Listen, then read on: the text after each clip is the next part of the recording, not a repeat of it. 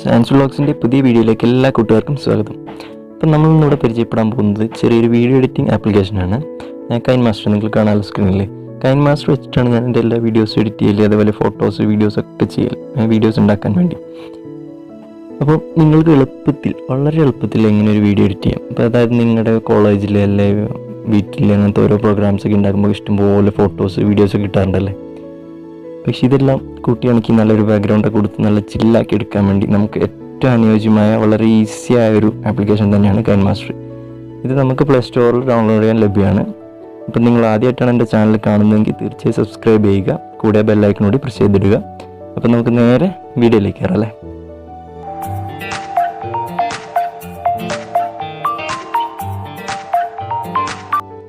നമ്മുടെ application KineMaster തുറന്നു വരുമ്പോൾ ഫസ്റ്റ് കാണുന്ന ഒരു ഇൻ്റർഫേസ് ഇതായിരിക്കും.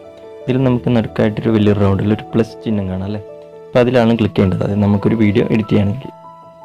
ഓക്കെ, നേരെ അതിൽ ചെയ്ത് കഴിയുമ്പോൾ നമുക്ക് ഇങ്ങനത്തെ 3 ഓപ്ഷൻ കാണും. 16:9, 9:16, 1:1 എന്നൊരു ഓപ്ഷൻ വരുന്നുണ്ട്. നമ്മുടെ സ്ക്രീനിൻ്റെ സൈസ് ചോദിക്കുന്നത്. അതിൽ നമുക്കിപ്പോൾ യൂട്യൂബിലൊക്കെ അപ്ലോഡ് ചെയ്യുന്ന വീഡിയോസൊക്കെ ആണെങ്കിൽ 16:9 ആ ഒരു റേഷ്യോയിൽ വേണം ചെയ്യാൻ. അപ്പോൾ നമുക്ക് അതിൽ പ്രസ് ചെയ്യാം. ഓക്കെ, അപ്പോൾ ഒരു സെക്കൻഡ് കഴിയുമ്പോഴത്തേക്കും നമ്മുടെ സ്ക്രീൻ വരുന്നതായിരിക്കും. ഫസ്റ്റ് നമ്മൾ ചെയ്യേണ്ടത് റൈറ്റ് സൈഡിൽ മുകളിലായിട്ട് മീഡിയ എന്നൊരു ഓപ്ഷൻ കാണാം അല്ലേ, അതിൽ പ്രസ് ചെയ്യുക. തുടർന്ന് ഫസ്റ്റ് നമ്മൾ എന്ത് ചെയ്യുന്നതിന് മുമ്പ് ഒരു ബാക്ക്ഗ്രൗണ്ട് സെറ്റ് ചെയ്യണം. ഇപ്പോൾ ബാക്ക്ഗ്രൗണ്ട് കൊടുക്കുക. ബാക്ക്ഗ്രൗണ്ടിൽ നമുക്ക് ഇഷ്ടംപോലെ കളർ കാണാം. അങ്ങനെ black, ash, light ash, white, green, അങ്ങനത്തെ ഒത്തിരി കളേഴ്സ്, ചെറിയ ചെറിയ പിക്ചേഴ്സൊക്കെ കാണാം. നമുക്ക് ഇതിൽ ഇഷ്ടമുള്ളത് കൊടുക്കുക. ഇപ്പോൾ ഞാൻ തൽക്കാലം ബ്ലാക്കാണ് ഇവിടെ സെലക്ട് ചെയ്യുന്നത്. ഓക്കെ, അതിന് ശേഷം ടിക്ക് മാർക്ക് റൈറ്റ് സൈഡിൽ മുകളിൽ കാണുന്ന ടിക്ക് മാർക്ക് കൊടുക്കുക. ഓക്കെ, നമുക്ക് ഈ സ്ക്രീൻ വന്നതിൽ ജസ്റ്റ് ഒന്ന് പ്രസ് ചെയ്താൽ ഇങ്ങനെ അവിടെ സെലക്ട് ആവുന്നതാണ്. ഇതൊന്ന് ഡ്രാഗ് ചെയ്ത് കുറച്ച് നീട്ടി കൊടുക്കുക. ഓക്കെ, എന്നിട്ട് ടിക്ക് മാർക്ക് കൊടുക്കുക. ഇപ്പോൾ ലെഫ്റ്റ് സൈഡിൽ ലാസ്റ്റ് കാണാം, ലെഫ്റ്റിലേക്ക് ഒരു ആരോ മാർക്ക്, അത് പ്രസ് ചെയ്യുകയാണെങ്കിൽ നമ്മുടെ ബാക്ക്ഗ്രൗണ്ട് കൊടുത്ത് സ്റ്റാർട്ടിങ്ങിൽ വന്ന് നിൽക്കുന്നതായിരിക്കും. ഓക്കെ, ഈ ബാക്ക്ഗ്രൗണ്ട് കൊടുത്തതിന് ശേഷം ലെയർ എന്നൊരു ഓപ്ഷൻ കാണുന്നില്ല അവിടെ, അത് ക്ലിക്ക് ചെയ്യുക. അതിലപ്പോൾ അങ്ങനെ media, effect, overlay, text, hand writing അങ്ങനത്തെ കുറേ ഓപ്ഷൻസ് കാണാം. അപ്പോൾ അതിൽ മീഡിയ എന്നതിൽ പ്രസ് ചെയ്യുക. അതിനുശേഷം ഞാനിപ്പം ഇവിടെ ഒരു പിക്ചർ സെലക്ട് ചെയ്യുകയാണ്. ഓക്കെ, ഇവിടെ എൻ്റെ ഒരു ബൈക്കിൻ്റെ പിക്ചർ ഞാൻ സെലക്ട് ചെയ്തിട്ടുണ്ട്. അതിൻ്റെ സൈസ് നമുക്ക് ആവശ്യാനുസരണം വലുതാക്കിയോ ചെറുതാക്കിയോ വെക്കാം. അതിനുശേഷം നമുക്ക് ഇവിടെ കുറേ ഓപ്ഷൻസ് കാണാം അല്ലേ. In animation, overall animation, out animation, cropping, alpha, colour, അങ്ങനത്തെ കുറേ ഉണ്ടാവും. ഞാൻ ജസ്റ്റ് ആനിമേഷൻ കൊടുത്ത് കാണിച്ചു തരാം. ഇൻ ആനിമേഷൻ എന്നുള്ള പ്രസ് ചെയ്തു. അതിലിപ്പോൾ കാണാം fade, pop, slide right, slide left, slide up, അങ്ങനത്തെ കുറേ ഓപ്ഷൻസ് ഉണ്ട്. ഓക്കെ, ഒരു കോൺവറേജ് എന്ന് പറഞ്ഞ സാധനം കൊടുത്തപ്പോൾ ഇങ്ങനെയാണ് വരുന്നത്, സ്കെയിൽ ഡൗൺ. ഓക്കെ, ഇപ്പോൾ ഞാനിതിപ്പോൾ സെലക്ട് ചെയ്യുകയാണ്. അതിനുശേഷം നമുക്ക് അതിൻ്റെ സ്പീഡ് അറേഞ്ച് ചെയ്യാം. 2.0, 2.5 ഒക്കെ ഉണ്ട്.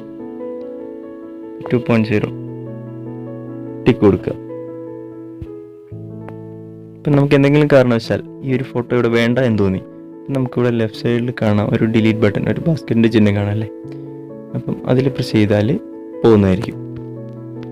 വീണ്ടും ആ ഒരു പിക്ചർ എന്നിലേക്ക് ആഡ് ചെയ്യുകയാണ്.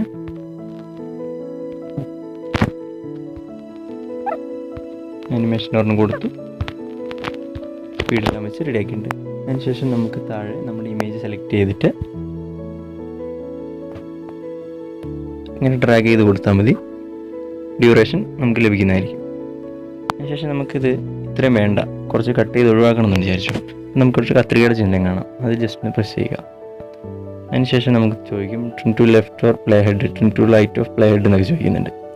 ഇപ്പം നമുക്ക് ആ ചിത്രം നോക്കിയാൽ തന്നെ മനസ്സിലാവും. ഇപ്പം നമ്മുടെ 17.3 നിൽക്കുന്നത്. അപ്പോൾ അവിടെ നിന്ന് തൊട്ട് റൈറ്റ് സൈഡിലേക്കുള്ള വേണ്ട എന്നാണെങ്കിൽ കട്ട് ചെയ്ത് കളഞ്ഞു. ഇത്രേ ഉള്ളൂ.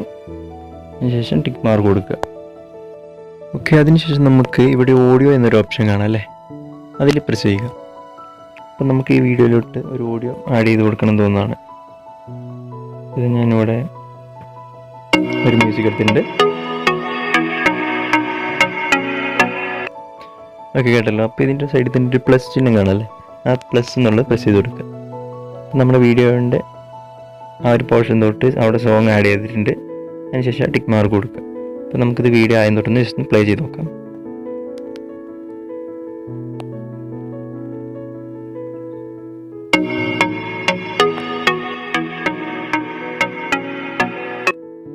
ഓക്കെ, കണ്ടല്ലോ. ഇപ്പോൾ നമുക്കിവിടെ സോങ് ആഡ് ചെയ്യാൻ പറ്റിയിട്ടുണ്ട്. ഇപ്പോൾ ഈ സോങ് നമുക്ക് ബാക്ക്ഗ്രൗണ്ട് ആയിട്ടാണ് കൊടുക്കേണ്ടതെങ്കിൽ, ഇതിപ്പോൾ നമുക്ക് ഇതിലേക്ക് എക്സ്ട്രാ ഒരു വോയിസ് ഇടണമെന്നുണ്ടെങ്കിൽ ഇപ്പോൾ ഈ സോങ് നമുക്ക് ബാക്ക്ഗ്രൗണ്ട് ആയിട്ടായിരിക്കും വേണ്ടത്. ബാക്ക്ഗ്രൗണ്ട് എന്നുള്ളതിന് ആ സോങ് അവിടെ സെലക്ട് ചെയ്യുക. അപ്പോൾ നമുക്കൊരു ഓപ്ഷൻ വരുന്നതാണ് ബാക്ക്ഗ്രൗണ്ട് ലൂപ്പ് എന്നൊക്കെ പറഞ്ഞിട്ട്. ആ ബാക്ക്ഗ്രൗണ്ട് ജസ്റ്റ് ഒന്ന് ഓണായി കൊടുക്കുക. അതിനുശേഷം നമുക്കിവിടെ സൗണ്ട് അഡ്ജസ്റ്റ് ചെയ്യാം. വേണമെങ്കിൽ കൂട്ടി കൊടുക്കാം, കുറച്ച് കൊടുക്കാം. ബാക്ക്ഗ്രൗണ്ട് ആകുമ്പോഴത്തേക്കും നമുക്ക് എന്തായാലും കുറച്ചായിരിക്കും വേണ്ടത്. ഞാനൊരു 40 കൊടുക്കുകയാണ്. കംപ്രസർ വേണം ഓണാക്കി ഇടാം, അല്ലെങ്കിൽ ഓഫാക്കി ഇടാം. കംപ്രസർക്ക് ഓണാകുമ്പോൾ കുറച്ചുകൂടി ഒരു ബൂമ് കൂടും സൗണ്ടിൻ്റെ. അതിനുശേഷം ടിക്ക് മാർക്ക് കൊടുക്കുക. നമുക്കൊന്ന് പ്ലേ ചെയ്ത് നോക്കി നോക്കാം.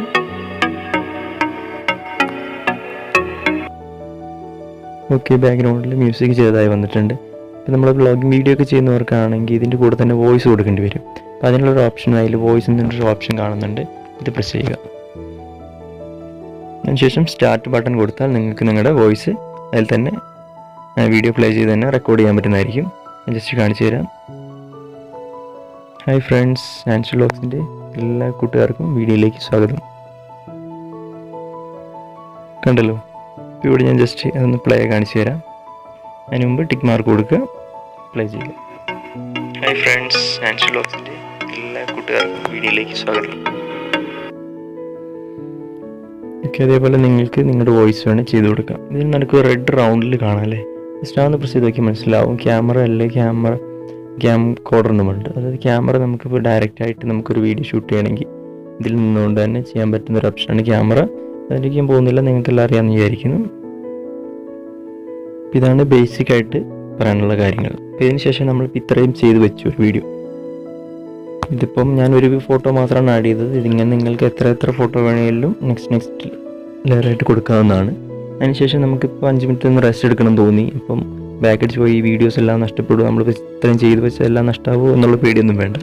നമുക്കിവിടെ മുകളിൽ കാണാം ഒരു സേവ് എക്സിറ്റ് എന്നും വേണ്ട. ഇത് പ്രസ് ചെയ്ത് കൊടുത്താൽ നമ്മുടെ ഫയൽ അവിടെ ഓൾറെഡി ഉണ്ടല്ലോ, ടൈറ്റിൽ എന്നും പറഞ്ഞിട്ട് അപ്പോൾ അതവിടെ സേവ് ചെയ്തിട്ടുണ്ടാവും. ജസ്റ്റ് ഒന്ന് പ്രസ് ചെയ്ത് നോക്കാം, ഇവിടെ കാണാം. ഇപ്പം നമ്മൾ വീഡിയോ ഇവിടെ പ്ലേ ആവുന്നത് കാണാം. ഇത് വേണമെങ്കിൽ ഇവിടെ ഡിലീറ്റ് ചെയ്ത് കളയാം. ഇത് നമുക്കിവിടെ ഷെയർ ചെയ്യാം. ഇനി നമുക്കിത് എഡിറ്റ് ചെയ്യണമെന്നുണ്ടെങ്കിൽ ഈ ഓപ്ഷനിൽ തന്നെ പോയിട്ട് എഡിറ്റ് ചെയ്യാം. ഓക്കെ, ജസ്റ്റ് ഞാൻ പ്ലേ ചെയ്ത് കാണിച്ചു തരാം.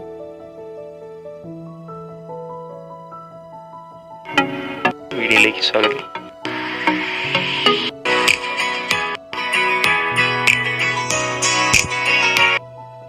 ഓക്കെ, ഞാനിവിടെ ബാക്ക് അടിച്ചിട്ടുണ്ട്. നമുക്ക് ഇതിൽ വീണ്ടും കൂട്ടിച്ചേർക്കലുകൾ വേണമെന്നുണ്ടെങ്കിൽ നമ്മുടെ ആദ്യം കാണിച്ചതുപോലെ ഒരു റൗണ്ടിലുണ്ടല്ലോ ഇത്, അവിടെ പ്രസ് ചെയ്യുക. അതിനുശേഷം നമ്മുടെ വീഡിയോൻ്റെ കൂടെ ഇവിടെ ഞാൻ കൊടുത്തിരുന്നത് കറക്റ്റ് ഇവിടെ ലെയറിൽ കൊണ്ടുവയ്ക്കുക. ലെയറിൽ പോവുക, മീഡിയയിൽ പോവുക, ഒരു പിക്ചർ കൂടെ ആഡ് ചെയ്യണമെന്നാണ് എന്നുണ്ടെങ്കിൽ ഇത് അതിൻ്റെ ഒരു കൊളയത്തൊരു പിക്ചറാണ്. ജസ്റ്റ് ഇവിടെ ആഡ് ചെയ്ത് പ്ലേ ചെയ്ത് നോക്കാം.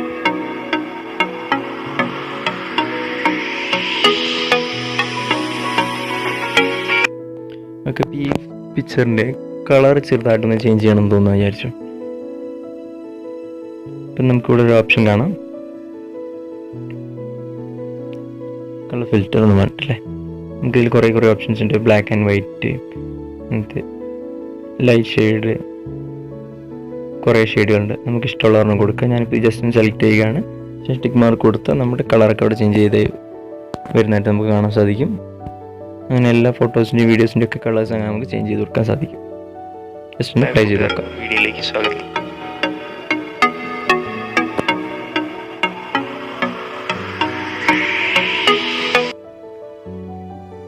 ഓക്കെ, അതിനുശേഷം ഞാനിവിടെ എക്സിറ്റ് അടിക്കുകയാണ്.